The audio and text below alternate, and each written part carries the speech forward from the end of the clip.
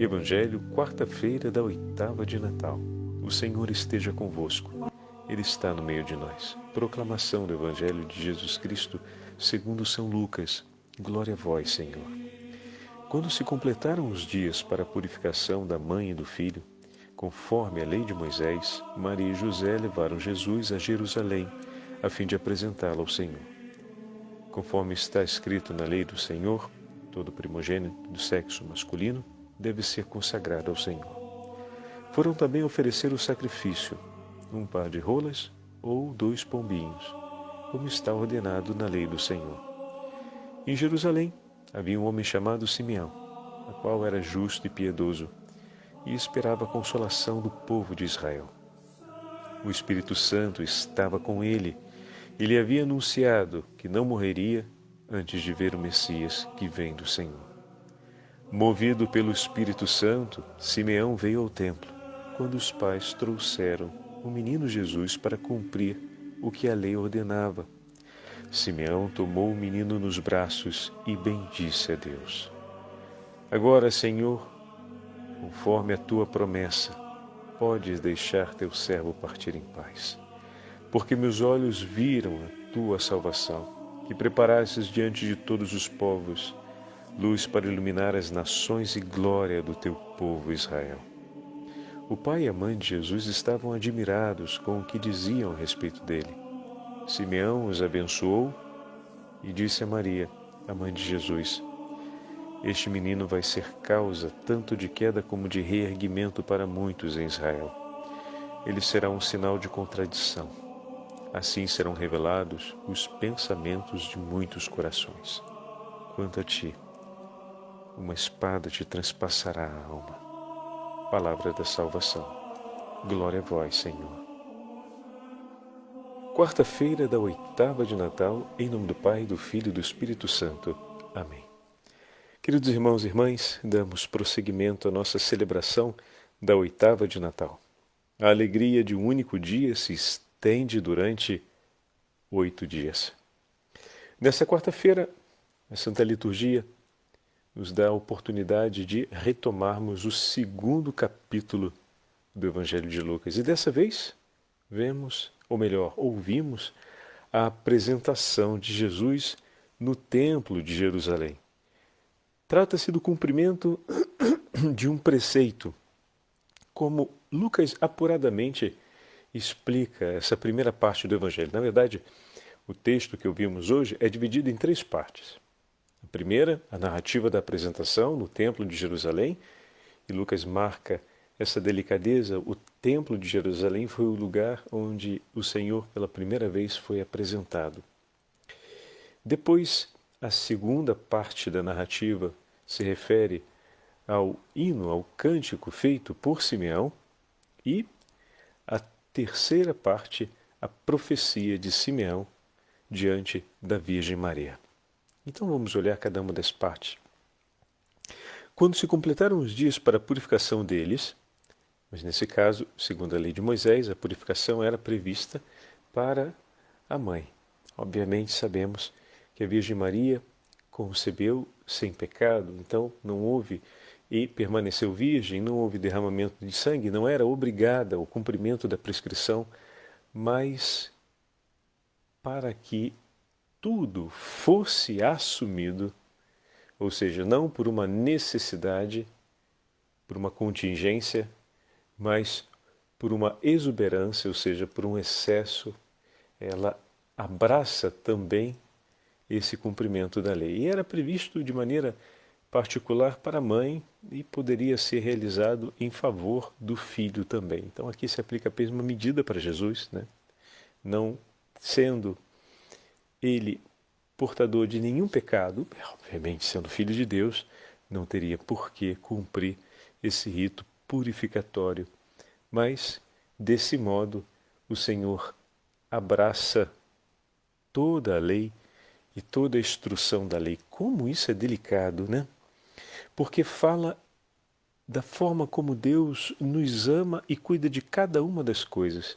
Em diversas aparições da Virgem Maria, ela sempre orientou os seus videntes a obedecerem os sacerdotes e, sobretudo, obedecerem os bispos. Aqueles que o seu filho ungiu, aqueles que o seu filho escolheu para si, ele não volta atrás. O Senhor não contraria a sua voz quando fala de maneira extraordinária, pois ele escolheu falar de maneira ordinária por meio da igreja. Então, o seu falar extraordinário confirma o seu falar ordinário por meio da igreja. Fantástico. Em Deus não tem contradição. E depois a beleza desse amor com a qual o Senhor toma nas mãos tudo aquilo que nos entregou e também se submete ao modo como estamos vivendo em ato de grande humildade. De grande humildade. Para Deus não há pecado ou não há limite no cumprimento da sua vontade por parte de um dos seus servos que venha a impedir a realização da sua vontade em favor de um outro. Assim como outro dia meditávamos a respeito da atitude de Herodes, eu trouxe o texto, mais exatamente ontem, né, do bispo cartaginense, Codivulto Deus, e ele falava com o rei Herodes em seu sermão. Estamos no V século, já sabemos que os sermões têm essas características, né, do diálogo com o personagem, e ele apresenta exatamente isso. A sua maldade não conseguiu impedir, pelo contrário, a sua maldade foi meio através do qual Deus manifestou a sua misericórdia em favor daqueles pequeninos e abriu-lhes as portas do céu. O que parecia ser a vitória da sua opulência se tornava glória de Deus. Fantástico. É tremendo o nosso Deus, né? E tudo isso ele faz por você e por mim, para manter fiel, para cumprir a sua fidelidade no amor. Não há imperfeição sobre a face da terra que o impeça de manifestar por ti o poder do seu amor, a profundidade do zelo amoroso que ele sente por ti e por mim.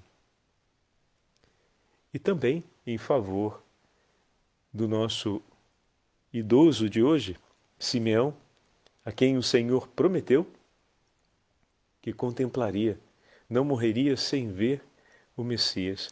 Olha que palavra delicada. O Senhor entregou uma promessa em maneira extraordinária ao coração de Simeão. Deus falou com ele que antes do tempo de sua morte daria a ele essa graça. Percebem o grau de amizade? A gente às vezes fala disso como se fosse a coisa mais trivial do mundo. Deus falou, você não vai morrer sem ver o Messias. Tá bom, ok, bem. Quase como se fosse uma notícia do boletim do tempo, né? Ou como se fosse uma notícia a respeito da partida da próxima rodada do campeonato. E não. Um diálogo como esse, uma certeza como essa, está nos falando de uma grande amizade entre Simeão e o Senhor nosso Deus. A ponto dele dizer ao seu amigo algo extraordinário. Antes da sua morte, lhe darei a graça, e vocês têm noção dessa graça? Lhe darei a graça de tomar nas mãos o meu filho. Você que é pai, você que é mãe, sabe muito bem o que significa tirar um filho dos próprios braços e confiar aos braços de uma outra pessoa. Marinheiro de primeira viagem fica morrendo de medo. E eu digo para vocês, quando eu pela primeira vez fui segurar um neném, eu fiquei morrendo de medo de segurar. E tenho certeza que a mãe percebeu isso, porque eu não sabia por onde pegar. Tinha 10 dedos, mas não sabia por onde começar a organizar todo mundo ali para segurar o neném. Depois, obviamente, observando e vendo, a gente vai se dando conta, né? E depois, quando a gente toma nos braços, que a gente sente nas mãos, a gente vai conseguindo acomodar até achar a posição justa, né? Então, existe sim um espaço de, digamos assim, incerteza por parte do pai ou da mãe a respeito da possível imperícia daquele que vai tomar nas mãos algo tão precioso e delicado como seu filho recém-nascido. Convenhamos. O neném recém-nascido é todo molinho, como a gente costuma falar, né? Precisa ter jeito para pegar. Hoje o padre já sabe que tem que apoiar a cabeça, tem que pegar pelo dorso, ou seja, apoiar bem a estrutura da coluna, manter o neném sempre o mais agrupadinho possível, que isso é muito confortável e aconchegante para ele, e a mão gira por baixo da cabeça de maneira que ele deslize no seu braço. Bom, estou até dando explicação técnica agora de como se pega um bebê. Mas, enfim, tem o modo, o jeitinho da gente fazer isso e pronto. O neném está ali seguro nos nossos braços e não vai cair no chão, nem se aparecer um cachorro correndo, nem se alguém der um grito, se passar alguma coisa de repentino. Muito bem. Vocês têm noção? Deus prometeu confiar nas mãos do velho Simeão seu filho antes de sua morte. E ele teve a honra de receber dos braços da Virgem Maria o menino Jesus, para poder abençoá-lo, falando sobre o tema da humildade. Olha, meu irmão, o Rei do Universo, pequenino neném, nas mãos do velho Simeão, deixa-se abençoar por ele. Fazendo a leitura agora a partir do Onipotente. Deixa-se abençoar por ele. Que gesto de humildade. O Senhor, Rei do Universo, recebe a bênção do velho Simeão no Templo de Jerusalém. Sai dos braços da Virgem Maria e, segundo a vontade do Pai, é depositado nos braços do velho Simeão. Maria vai ao templo cumprir, abraçar a tradição, né? Cumprir o rito da purificação, ou seja, abraçando a tradição, não por necessidade, e ali ela realiza aquilo que o Senhor prometera. Olha aqui, mais uma vez, a Virgem Santíssima sendo a medianeira de uma grande graça na vida de um dos homens. Ela foi a grande medianeira na vida de Simeão do cumprimento dessa promessa do Senhor.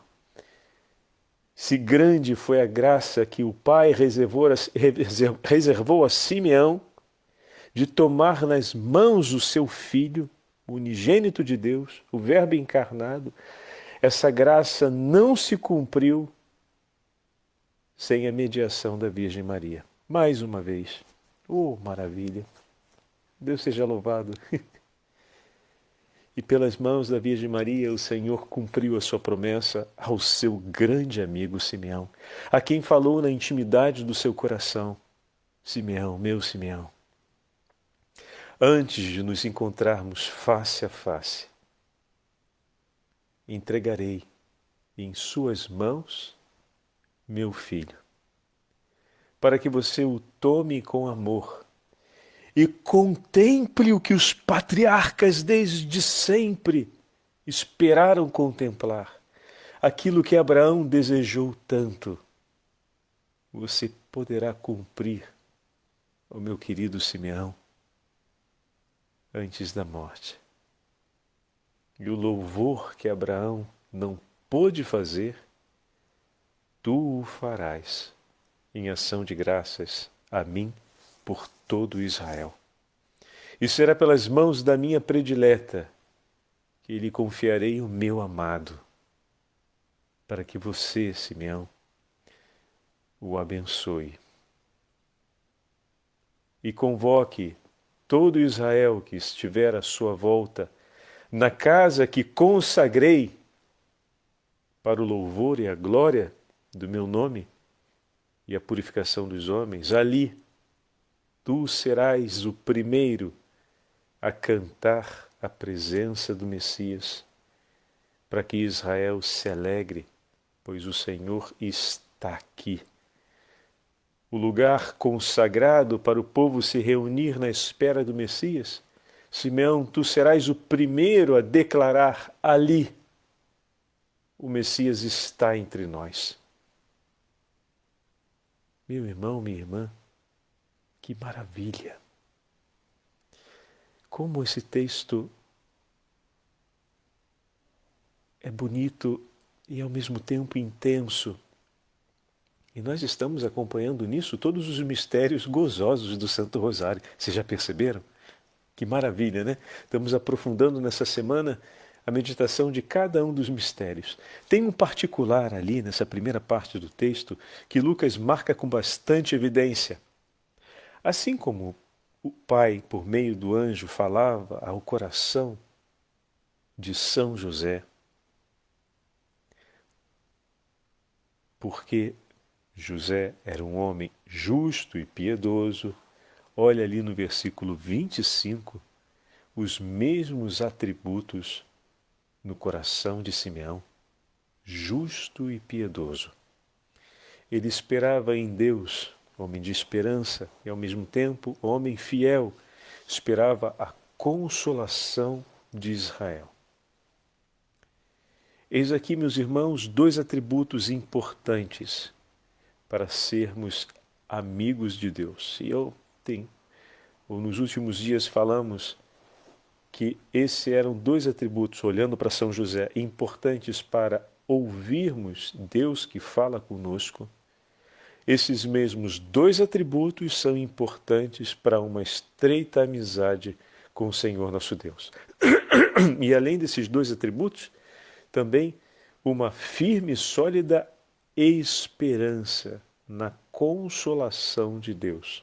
Ou seja, que o Senhor nosso Deus olha por nós e cumpre suas promessas. Naquele momento, que é a segunda parte do Evangelho de hoje, no Nunc dimittis, como diz o texto em latim, agora, soberano Senhor, pode deixar o seu servo ir em paz segundo a tua palavra, porque meus olhos viram tua salvação, que preparaste em face a todos os povos, luz para iluminar as nações e glória do teu povo Israel. Ali, pelas palavras de Lucas, Simeão canta a consolação de Israel que chegou, né? Tempo da consolação. Mas antes desse momento, ao longo de sua vida, Simeão esperava na consolação do Senhor, como vivendo a memória das ocasiões em que Deus foi providente em favor do seu povo. E isso nós já falamos. Esse é um exercício espiritual que a gente, ao longo desses anos, tem procurado motivar e exercitar com bastante frequência. Isso o povo de Israel fazia através da leitura e da oração com os livros dos profetas e também com os livros antigos da Torá. Desse modo, mantinham a esperança nas promessas de consolação do Senhor, recordando todas as passagens em que o Senhor foi providência e consolação em favor do seu povo ao longo da história. Também nós somos chamados a viver e realizar a mesma coisa sobre a história da nossa vida, sobre a história da nossa comunidade, sobre a história da nossa família, sobre a história na qual estamos inseridos e fazemos parte.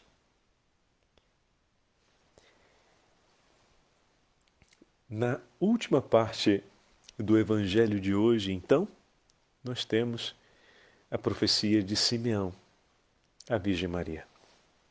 Bom, o texto começa dizendo, no versículo 33, o texto da profecia, né? A terceira parte do Evangelho de hoje é do 33 ao 35, os últimos versículos do Evangelho que ouvimos.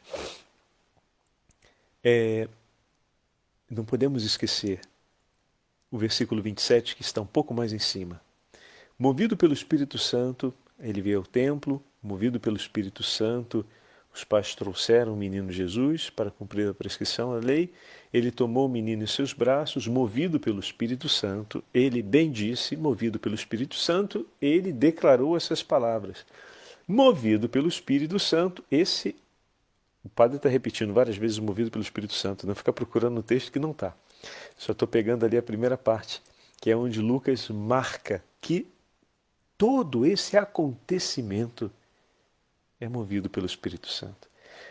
O movimento do Espírito Santo, o agir do Espírito Santo não foi só para levá-lo ao templo, mas o agir do Espírito Santo compõe todo aquele acontecimento. Como nós estamos falando, a vinda da Virgem Maria, o encontro no templo, as palavras de Simeão, a bênção realizada por ele e agora, movido pelo Espírito Santo, ele declara essa profecia. O que significa que Deus Pai Onipotente dá a conhecer ao coração da Virgem Maria uma palavra nova.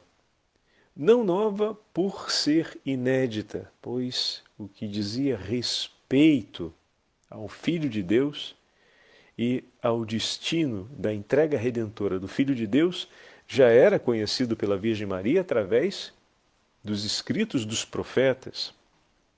Não nos esqueçamos, as virtudes da Virgem Santíssima são perfeitíssimas, então a piedade e o conhecimento da Sagrada Escritura eram perfeitos em seu coração. Então, nisso não há um elemento inédito, mas essa participação agora que Deus faz ao coração dela a respeito daquilo que está por vir. Se a Virgem Santíssima trouxe até Simeão para entregar em seus braços, para cumprir em seu favor, foi a medianeira do cumprimento, da entrega, da concessão de tamanha graça prometida por Deus a Simeão, agora, cheio do Espírito Santo, movido pelo Espírito Santo, Simeão fala à Virgem Maria. Ou seja, poderíamos dizer que naquele momento Deus escolhe o coração de Simeão, que foi contemplado por meio da Virgem Maria de tão grandes graças de Deus. Ele agora oferece à Santíssima Mãe algo da parte de Deus. Ele que dela recebeu tão grande presente, agora entrega à Santa Mãe de Deus algo da parte do Senhor. As palavras de Simeão são palavras duras, como nós bem conhecemos, compõem uma das dores do coração da Virgem Maria, como a tradição nos ensina. Mas olhemos aqui, meus irmãos, uma particularidade em relação aos devotos de Nossa Senhora. As palavras de Simeão são palavras que tocam o coração da Virgem Maria. São palavras que se orientam à intensidade de amor do coração da Virgem Santíssima. O ato de amor do devoto da Virgem Maria para com a Santíssima Mãe é ter esse zelo por aquilo que está em seu coração. Simeão fala a respeito do menino, o tesouro de seu coração materno. Fala a respeito daquilo que lhe espera adiante e dessa forma suscita no coração da Virgem Maria ainda maior zelo e amor pela missão de seu filho. Suscita no coração da Virgem Maria ainda maior amor por cada um de nós que vamos receber os efeitos dessa missão. Suscita ainda maior amor no coração da Virgem Maria, vamos dizer assim, né, se é que é possível, suscitar no sentido de mover, não de acrescentar, né, porque o coração já é pleno de amor, suscita no sentido de que move um amor ainda maior, mais intenso, sensibiliza, talvez fosse a palavra melhor, a intensidade do amor da Virgem Maria pelos tesouros de Deus, pelo plano de Deus. Ela que disse, seja feita a sua vontade, tem um coração completamente voltado ao cumprimento da vontade de Deus, e as palavras de Simeão sensibilizam ainda mais o ardor dessa vontade, fazem eles se tornarem ainda mais evidentes, mais intensos. O devoto da Virgem Maria é aquele que no seu diálogo de amor com a Santíssima Mãe fala sobre os tesouros do seu coração e divide com ela aquilo que é o íntimo de sua vida, o desejo último de sua existência eterna, glorificar a Deus e cumprir o amor pela salvação dos homens juntamente com seu Filho. Em outras palavras, cumprir a caridade por todos nós. Simeão abençoou-os e disse a Maria. Então a bênção que foi declarada sobre o menino também é declarada sobre os pais. E em seguida Simeão diz à Virgem Santíssima: eis que o menino foi colocado para a queda e para o sorgimento de muitos em Israel. É um divisor de águas. Ou seja, o Senhor daquele momento em diante, ao falar a todo Israel, a missão de ser luz dos povos será acompanhada pela hostilidade e a perseguição do seu próprio povo. Esse é o sinal de contradição. Chamará todos os povos para a luz de Deus, mas a contradição é que será perseguido pelo seu próprio povo. E a ti uma espada lhe transpassará a alma. Aqui leio para vocês a citação da nota da própria Bíblia de Jerusalém, porque é muito significativa. Verdadeira filha de Sião, Maria suportará em sua própria vida o destino doloroso de seu povo. Juntamente com seu filho, estará no âmago dessa contradição pela qual os corações deverão revelar-se pró ou contra Jesus. O símbolo da espada pode ter se inspirado naquilo que diz o profeta Ezequiel no capítulo 14, ou então no texto de Zacarias, capítulo 12.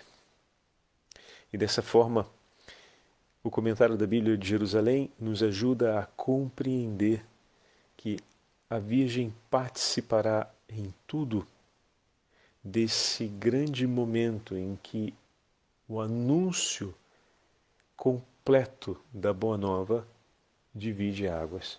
Quem abraça Cristo e permanece com Ele, e as dores daqueles que, conhecendo a verdade, não a abraçarão. Ó Santíssima Mãe, que sempre és a medianeira de todas as graças que o Senhor tem reservado para nós. Vem, Senhora, e ajuda-nos a perseverarmos na fé e a recolhermos todos os dons necessários a fim de que o dom da fé possa brilhar em nossos corações e nós possamos glorificar continuamente o nome do vosso Santíssimo Filho. O Senhor esteja convosco, Ele está no meio de nós. Pela intercessão de São Simeão, da Beatíssima Virgem Maria, Rainha dos Apóstolos e Mãe da Igreja, abençoe-vos o Deus Todo-Poderoso, Pai, Filho e Espírito Santo. Amém.